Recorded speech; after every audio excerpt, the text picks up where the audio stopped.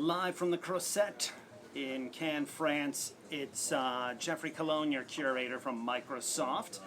And I'm joined by Sean Callahan from LinkedIn. How you doing, Sean? I'm good. How you doing, Jeff? Good. Thanks for having me. Yeah, we were outside yesterday, for those who may have watched the live stream. We had a little bit of it, and my tablet melted in the heat. It was that hot. It is very hot here, and yeah, I've done a lot of sweating this week. And yeah, it's been close to 27, 28 degrees Celsius. So for those people who are listening stateside, in the mid to high 80s in some respects. But that sun beats down.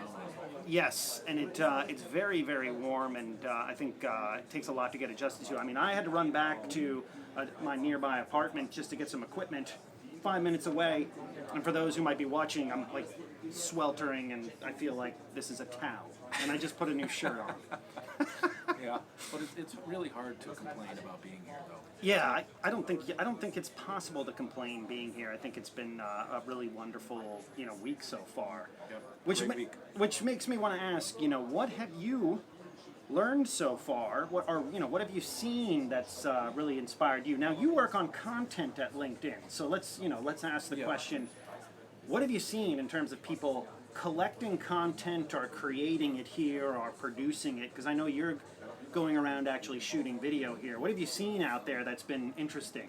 Yeah, I mean, it's almost like everybody has the means of production, right? They have their iPhone or a small camera, and they're running around trying to get people to talk to them and deliver their insights from what they're finding here. I mean, it's content marketing 101, and almost everybody, it feels like, is doing it here. I mean, when we think about content marketing, now we think about, video, we think about what we're doing here with audio. We're actually, broadcasting live, and of course this will be posted for on-demand listening later. Could you see a year from now, people walking around with a 360 camera, possibly with, even like a augmented reality lens to collect content here, so they can, release that, basically to an audience. Yeah, I mean, the thing about content marketers is they are experimenters. They're trying to find a way to break through to reach their audience, and they're going to try almost anything. And the technology, which is basically what this event has become all about, is there for people to begin to experiment with new stuff. I mean, we're doing new stuff all the time, and I know you are too.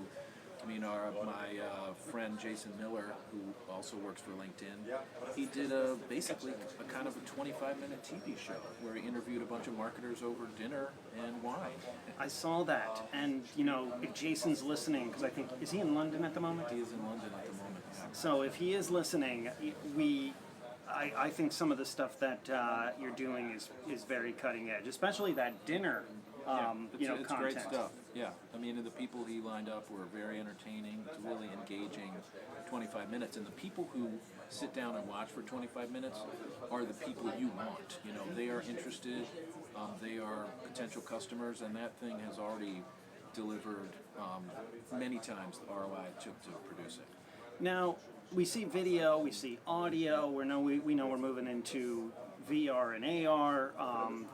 Artificial intelligence seems to be talked about quite a bit down here. Are we moving toward a day in terms of content marketing where we can use artificial intelligence to know how something will test before we even unleash it on an audience? Probably at some level. I mean, it's always hard to predict to get all of the data points you're going to need to really see how an audience reacts. But I mean, we do A/B testing all the time right now, and I assume within the next 12 to 24 months we'll be using AI to test our content, like you say, before it goes out or on a small group, and make it better. Now, let's pivot to a list that you just generated for LinkedIn, the blog, the Marketing Solutions blog, correct? That's what you write for? Yes, sir. So for those listening, you should definitely read that blog, great blog. 25 top marketing books, I guess, or 25 essential marketing books to read in the summer of 2017.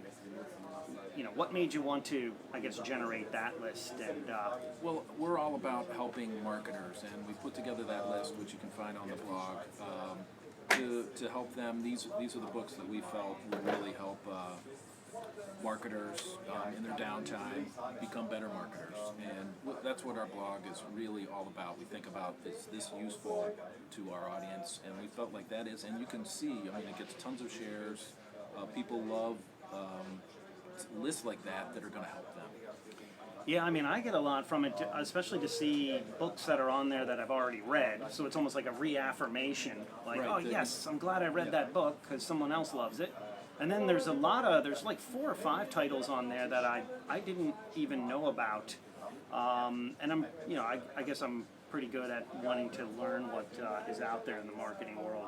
Well, my favorite 2 books aren't even on the list. We felt like it wouldn't be right to put them on. One is I'll mention Jason Miller again. His Welcome to the Funnel content marketing book, which is an awesome piece of work, and is run through with a bunch of rock and roll references on how to create your content. And then I'll plug myself, a book I wrote with Russ Glass called The Big Data Driven Business. We didn't put that on the list either, but I also recommend that marketers take a look at that this summer. It's kind of a 101 on how to use data in your marketing. Sean, I didn't even know this about you. See, that's a good learning. I did not All right. know I did not know you wrote a book on sort of how to use data to inspire, marketing decisions. Full of surprises. So we have a great show today. Sean, I want to thank you for sitting in here with me for a little bit on Radio Bing and showing or talking about your inspiration. One last thing before you go, what have you seen, or like on the street here that has really caught your attention that you're like, wow, I want to learn a little bit more about that? Well, I'll mention 2 things. So on the street, I mean, it's very interesting how the technology companies are sort of the companies that are now the big sponsors of this event. And I think advertising agencies are really interested in figuring out how to use Microsoft, how to use Oracle, how to use LinkedIn in their business. And that's it's not a big change because it was like that last year, but I think it's been a change over the past decade or so about who's here.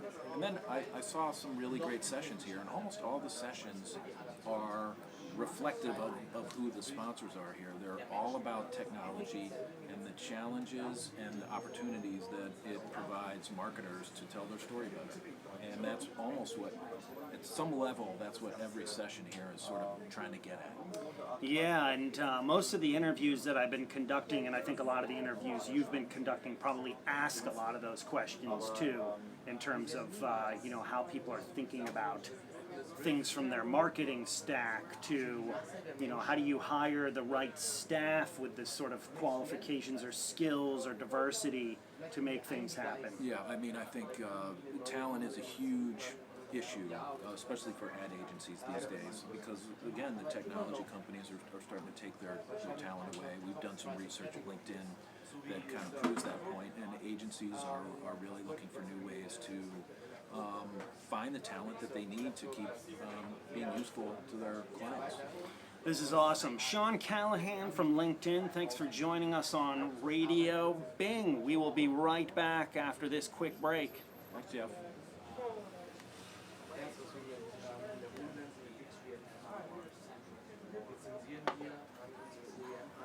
Woo! Cool. Wasn't that fun? Yeah, it is fun. Yeah, isn't that great? It was great. That was a good combo too, man. That was, I love it. So, Thanks for putting me on there. yeah. Oh, wait. Let me see if Steve's over here. All right, I'm going to head back to the... Yeah. Come on.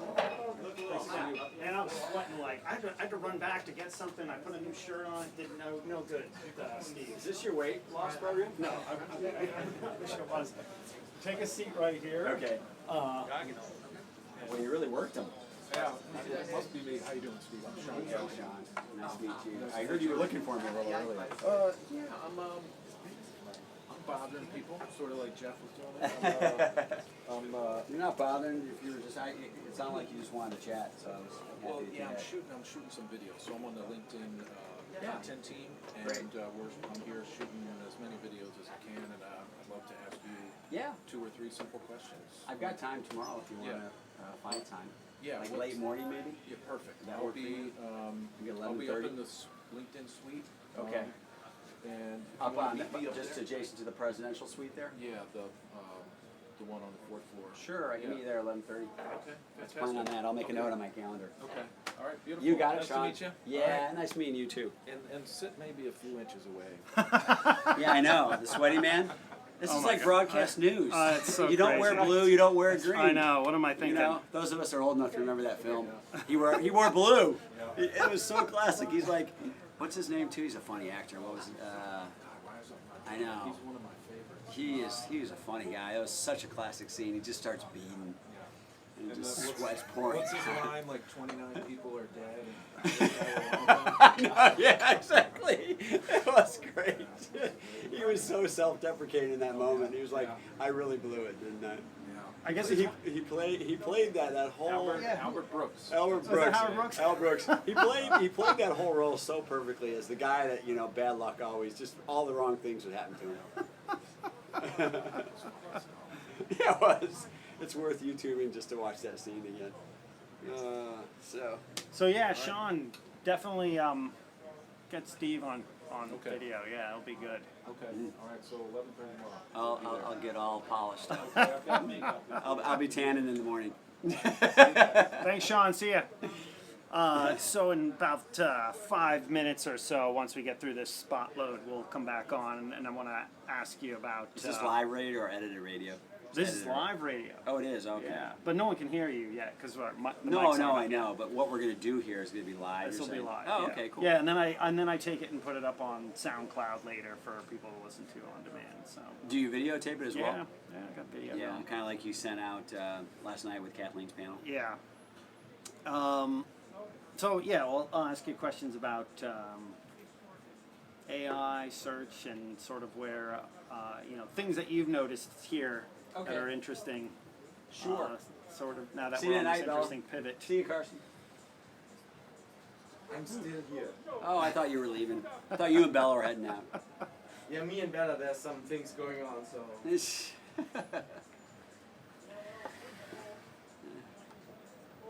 But you've had it's been a good day. Yeah, it has been. It's been today's been a lot of meetings. So Yeah.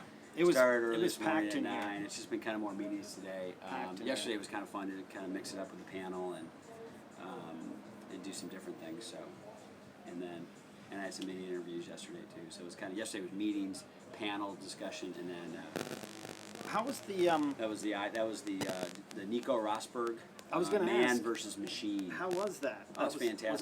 that was with Publicis? Yeah, it was cool with iProspect. Yeah, and it was a great experience just to be on there. Patron was Adrian. I think it's not Adrian Cutler. That's our guy, but Adrian. I can't remember his last name. Murphy maybe. He was the VP of marketing for Patron, the tequila. And he was there with me and myself and Nico Rosberg kind of representing the machine in terms of Formula One racing. He's Formula One racing champion, current one, presiding since they haven't announced 2017. He's not driving anymore. He's officially retired. And then a guy, Robin Clark, who's kind of the sports marketing guy at Publicis Prospect. Interesting. Yeah. So it was good. It was down the Majestic. Yeah, In which the is morning. such a great place to host events. Yeah, it was a nice setting. And what are the? Do you have more interviews lined up for tomorrow, or just more meetings? More or- meetings tomorrow. Yeah, Okay. I think I don't think Carrie has any more meeting interviews. I've done 3, and I think she's.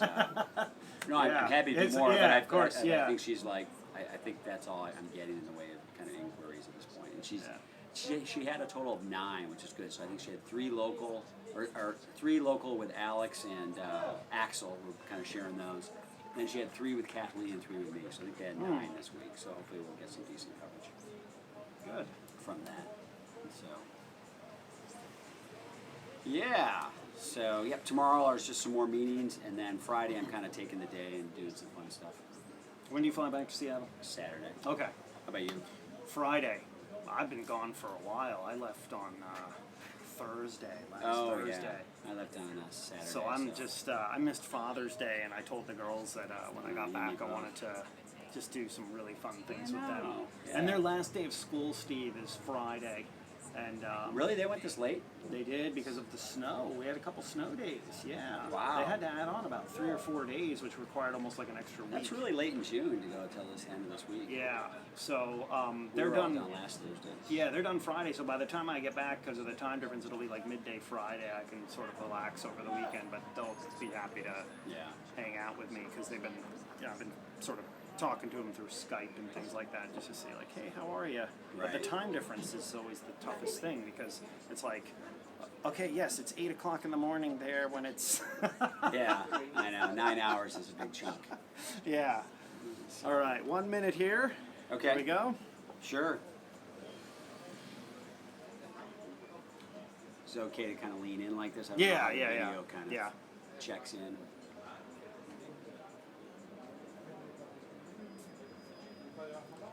You had said, I think we got interrupted when you were telling me you saw John on the, so you saw him on the Crusette? Yeah, yeah. I have to Because tell I you. thought he was, you can tell me after, I'll but I tell you thought it about was it, yeah. interesting that he kept the whole thing, which was kind of cool. Yeah, I have some really great feedback from him. So Yeah, it's been a good couple of weeks between Ginny last week. She was awesome. yeah, she said that was one of her favorite interviews. You were nice she's to done share in a that. while. Yeah, that was fun. She loved it. I saw her that night at Jane's at Digital. I was a little nervous, right? Because you go after Google and you're like, oh man, and I get more worked up when I've got all my, my cronies, all my peers in the audience, than when I've got 500 people I don't know. Exactly. I'm like, oh man, Ginny could really drill me because I've seen her be kind of sharp sometimes, Oh yeah. and I was like, okay, hopefully she's gonna be kind here. And she knows the space. All right, there we go. Just give me a 30 5. seconds. Yeah, no, she technically she probably knows the space better than I do, and so you never.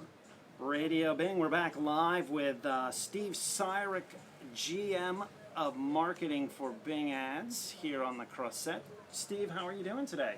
Doing well, Jeff. It's nice to be here with you this evening as we kind of move into the evening here in Cannes. Yeah, so I have to ask you a question. You've been conducting a lot of interviews, including this one. You've been nice to do this one for us. Pleasure. What are some of the things that you've been excited about in terms of where we are in the search marketing or search advertising space? Because we're almost on the forefront of this new wave. And are people asking a lot of questions about that since we're in this space?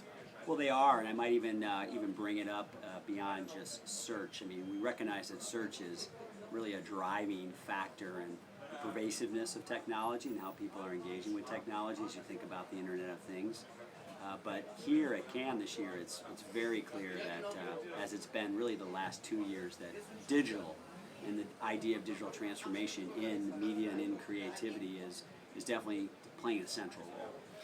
And that's really exciting. And for somebody like me that's been coming to Cannes for now over a decade, it's been transformative for me to just witness it.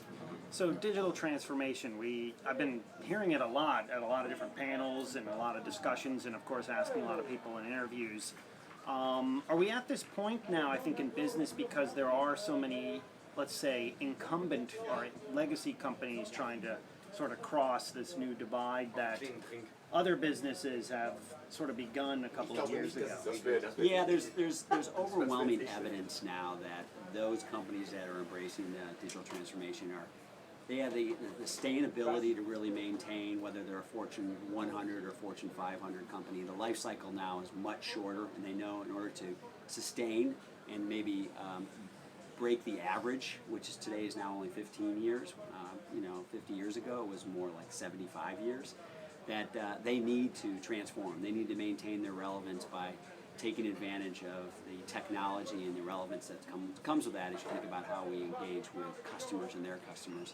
And then secondly, there's also overwhelming evidence that suggests in terms of just general top-line revenue performance, these companies are outperforming the companies that are, maintain a little bit more of a fixed mind and they're not moving into the digital transformation. The term artificial intelligence, I've heard that quite a bit this week. I've also heard another interesting term that someone dropped, which is IA, Intelligent Assistant. Now, we think about Microsoft, we're pretty much in both areas. do you think this is the mainstreaming, especially at Cannes this year, of artificial intelligence, since there's so many people talking about it in terms of, I think even today Publicis announced they wanted to move into this area as well and try to, partner with a company. Yeah, well, Cannes is very much about not only celebrating, creative innovation and creative execution, but it's also about exploring, what is coming and what is disrupting. And so Cannes this year, when you think about exploring and disrupting, AI is certainly one of those secular trends and those forces that everyone's trying to get their head around. And so Cannes a great place to have a robust discussion around these topics, and AI is right there. From a Microsoft perspective, we want to have that dialogue. I mean, Satya makes it very clear, our CEO, that we want to democratize AI, meaning we want to really accelerate the development of artificial intelligence in a responsible and in a smart way. We have a set of design principles to really govern that responsibility and how in our approach. But at the same time, we want to accelerate it because we do know that with the number of devices today, connected devices that are part of people's lives, short of us solving for artificial intelligence, people are not going to be able to maintain the volume expectation in the next couple of years of the number of connected devices in our world. Just to quote a stat for you, Jeff, which is kind of fun. By 2020, there's expectation that over 50 billion devices will be in existence that are connected.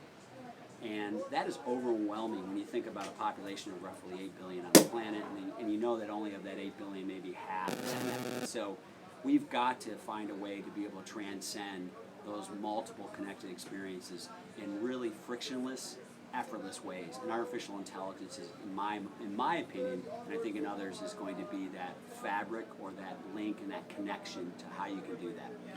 So artificial intelligence, intelligent assistance, search powering a lot of this, the cloud making companies much more agile, being able to personalize, as you said, customer experiences. I mean, where does that leave, in some respects, where does that leave, I guess, the advertising or marketing we remember from like the last, 30 years? Well, I've been getting that question a lot, and in the context of, where's creativity in this idea of technology almost overrunning our lives? Well, from my perspective, I feel like creativity, as we always know, is still informed and fostered through insights and intelligence. And that's exactly what this technology is, rapidly providing and empowering and enabling, which is the ability to understand things in ways that maybe you didn't before. So it plays still a very central role in just accelerating creativity and opening up your mind and your intellect to new ways and new approaches in how you think about creativity.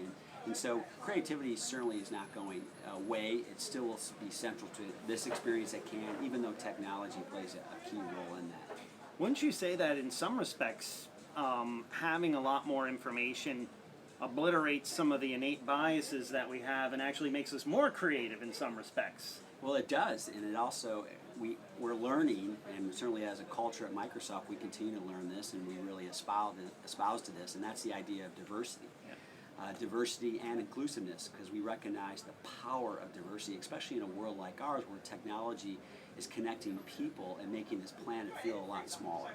And we want to, as we think about intelligent or artificial intelligence, we think about it in terms of the context of making sure it's not biasing, it's not discriminating, but it's clearly representative of the diversity of this world. And so diversity plays a huge role in creativity, and it unlocks ways for people to approach their consumers with powerful brand experiences that, again, represent the diversity in which these brands connect. So we're sitting in front of a sign that says the Bing network connects you with over 500 million monthly searchers from around the world. Bing is bigger than you think. You're here to evangelize Bing, I'm here to evangelize Bing. What's the one takeaway you want strategic partners, agencies, large brands, small companies, anyone who's going to listen to this either live or on demand to know about the network that they may not know about? Well, our network is certainly built on the backs of our Microsoft ecosystem, but it's also very much built on the backs of our partner ecosystem. And so through both of those ecosystems, we're going to continue to rapidly expand and proliferate the Bing experience, whether it be in more of an experience like it is with Apple and within the Apple Siri or Spotlight search experience where you don't know it's Bing, but yet the intelligence behind those experiences are Bing, or whether it be front and center like it is in our Windows 10 experience where Bing is powering the taskbar search experience. We are going to continue to see how that intelligent fabric is a part of multiple services and device experiences. So with that growth that we've seen the last 2 years and the growth that we expect to see much more in the way of our, the double digits that we enjoy today. So just to quote a couple facts, in the U.S., our PC query volume and share is about a third, a little over a third now of the entire marketplace. That's representative of our Bing network. In many of the key first world markets like the UK, like Australia, we have clearly double-digit share in those markets relative to the PC experience. So we've seen some tremendous growth since we launched Bing in 2009, and we're actually celebrating this month the anniversary. So it was June 2009 we launched Bing, and at that time we didn't have double-digit query share across our network on the PC in any market, Jeff. So, and now we have it in over 10 markets worldwide. 8 years later, yeah, shows the determination of It the does, company. and it also recognizes that our growth is a marathon. It's not a sprint, but we believe in what we're doing and how Bing is an intelligent fabric and across multiple experiences, and we're going to continue to see that grow. Now, before I let you go, I have to ask this question because Microsoft is here collaboratively working with LinkedIn. We're sharing like the same space here at the JW Marriott. We have a number of meetings that we're doing collaboratively together with clients. What do you think of this relationship so far between Microsoft and LinkedIn? Well, we see a lot of promise in the relationship. It's a relationship that I think at the highest levels in Microsoft and in LinkedIn, our senior leaders thought made a lot of sense. We have two very powerful audience networks between the Windows ecosystem, which is well over 1 billion users worldwide, and the LinkedIn ecosystem of their professional network, which ranges over 500 million monthly active users. We saw a powerful opportunity to bring together those ecosystems in a way that can be really relevant across services, whether it be services like the Office suite or the Dynamics 365 suite, which is very much a part of your daily enterprise motion, and bringing in that professional network for whether it be recruiting or sales leads, and then also exploring it in the advertising arena when you think about the audience that LinkedIn enjoys today, that very high quality professional audience, and bringing that closer to the Bing audience, where we have a strong intent signal around purchasing behavior and opportunities. How do you bring those audiences together? So we see a lot of promise on multiple levels across Microsoft and our assets, and we're talking about those this week in Cannes, and getting, quite frankly, a lot of, I would say, real high and positive reception. It's great to hear. Steve Cyrek, GM of Marketing for Bing Ads, Microsoft Search Advertising. Thanks for joining me on Radio Bing. My pleasure, Jeff. Good day, all.